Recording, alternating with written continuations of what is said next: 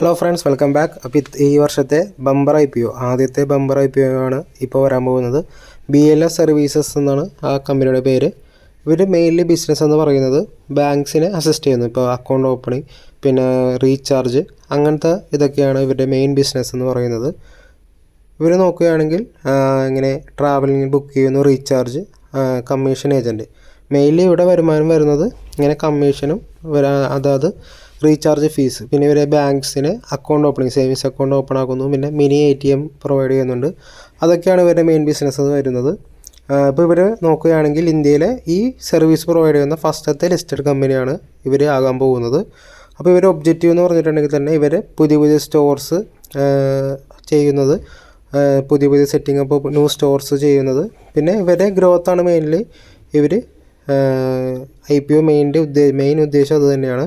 Financials നോക്കുകയാണെങ്കിൽ last മാർച്ചിൽ 240 കോടിയാണ് ഇവരുടെ, 240 കോടിയാണ് ഇവരുടെ വരുമാനം, ടോട്ടൽ സെയിൽസ്.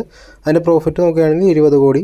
പിന്നെ return of equity 33% return of equity ഉണ്ട്. മെയിൻ നോക്കേണ്ടത് ഇവർക്ക് ഡെപ്റ്റ് ഇല്ല, ഡെപ്റ്റ് 0 ആണ്, ഡെപ്റ്റ് പെർ ഇക്വിറ്റി വളരെ 0 ആണ്.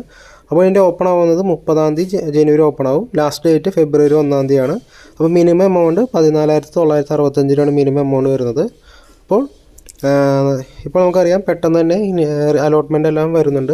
അപ്പോൾ 2 തന്നെ അലോട്ട്മെൻ്റ് അറിയാൻ പറ്റും. ലിസ്റ്റിംഗ് ഡേറ്റ് ഇപ്പോൾ കാണിച്ചിരിക്കുന്നത് 6 ആണ്. ചിലപ്പോൾ അതിന് മുമ്പ് തന്നെ ലിസ്റ്റ് ചെയ്യും.